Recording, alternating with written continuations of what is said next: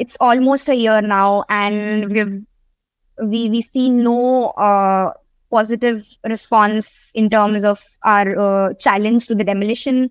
Abu is still in jail. My father is being punished not just for his activism, but also for raising not just me, but my siblings as well, in a way that we are citizens of the country who question, who speak up, who are not silent.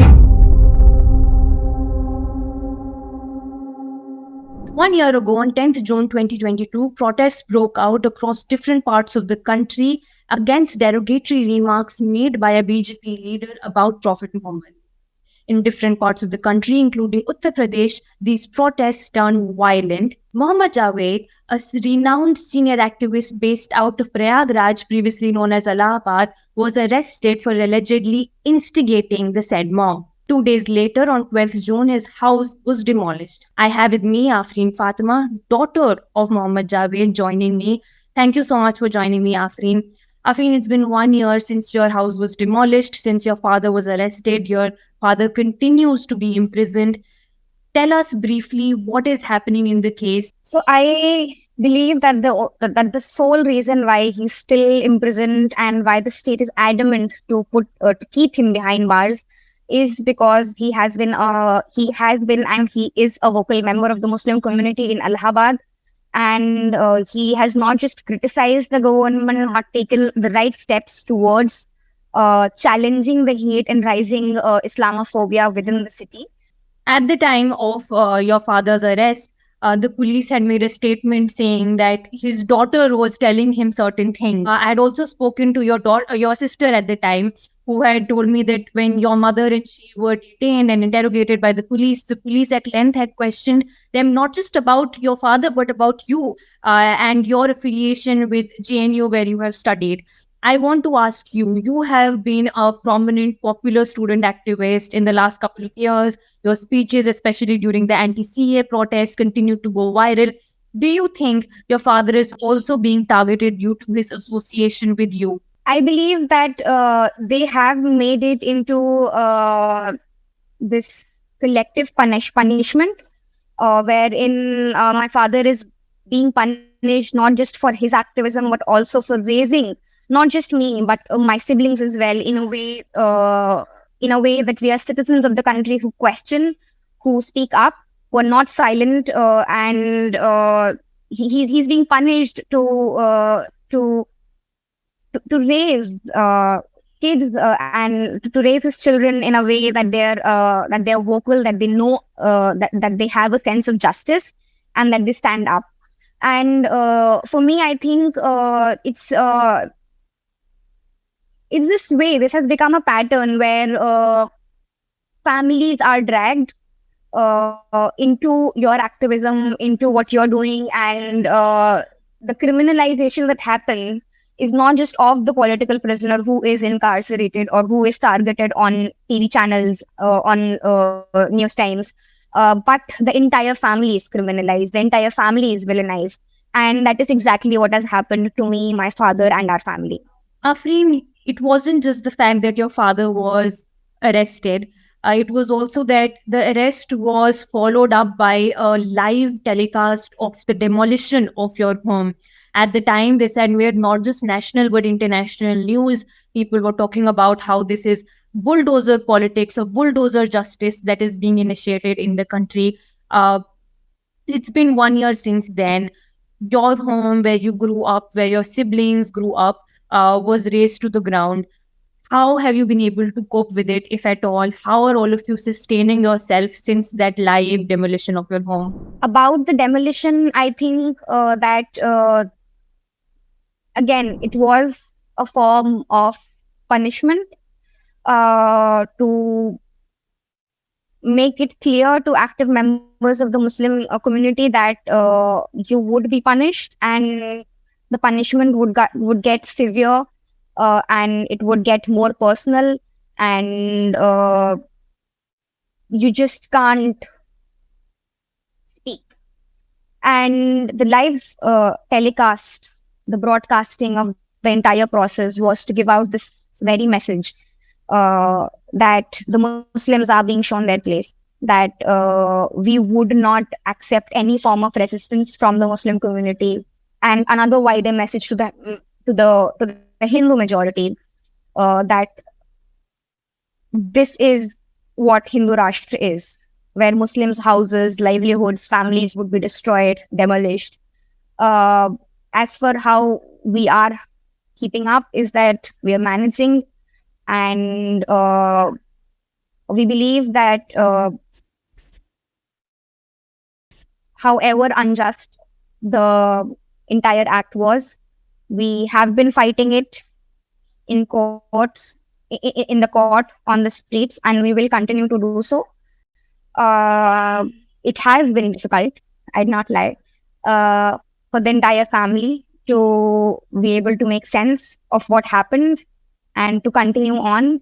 We not just lost our house, we also do not have our father with us. The entire support system of the family. He has been the strongest pillar of our family, especially for me.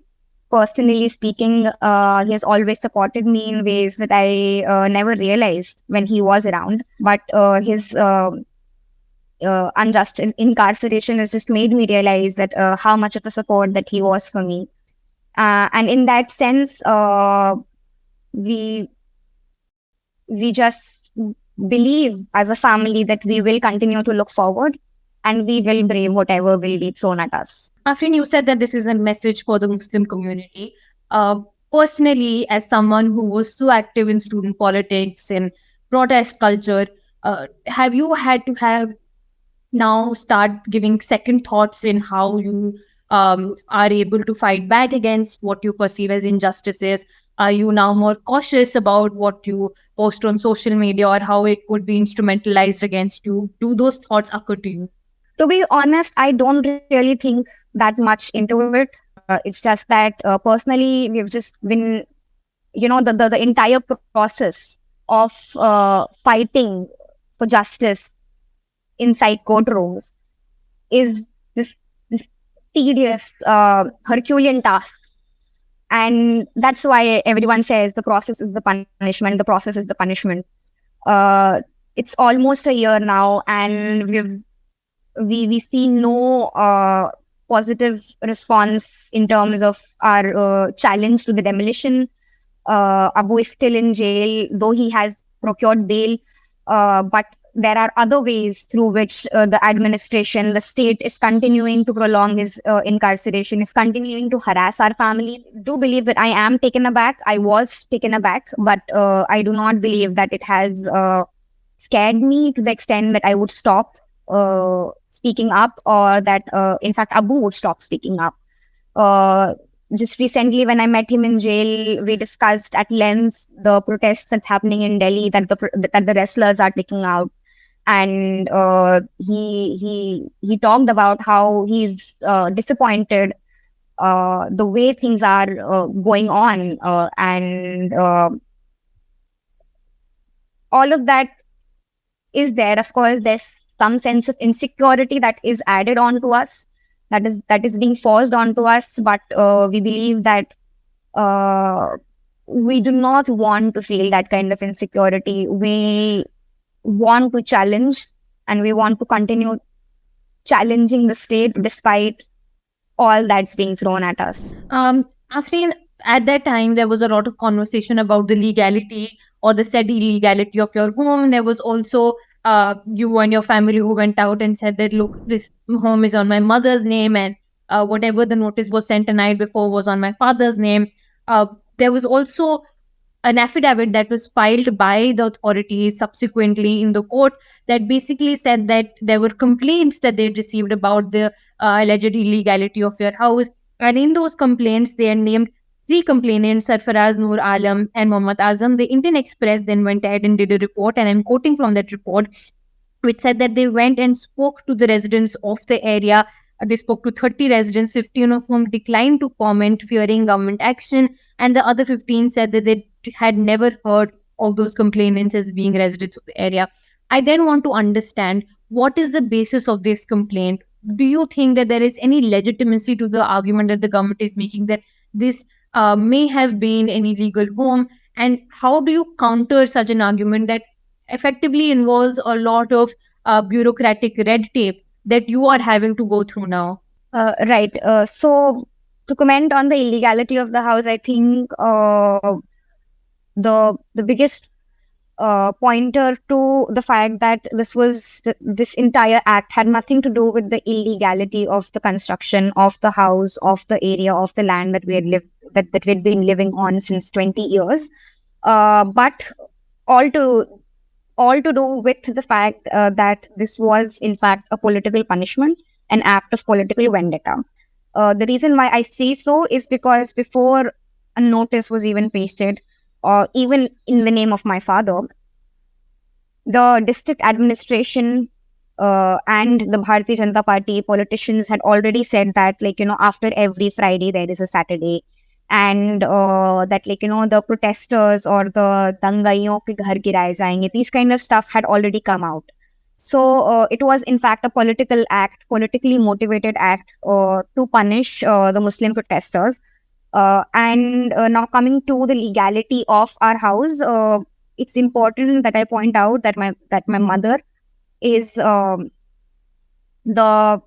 my that my mother is the legal owner of the house, and all the taxes, all the electricity bills, everything we had been paying in our mother name. So if it in fact it was an illegal construction, I'm sure that the Prayagraj Development Authority would know who the house belongs to.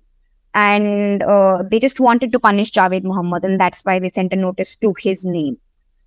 And like a lot of our neighbors already told the Indian Express, and I just want to reassert and reaffirm that we do not know who these people are who allegedly complained against us.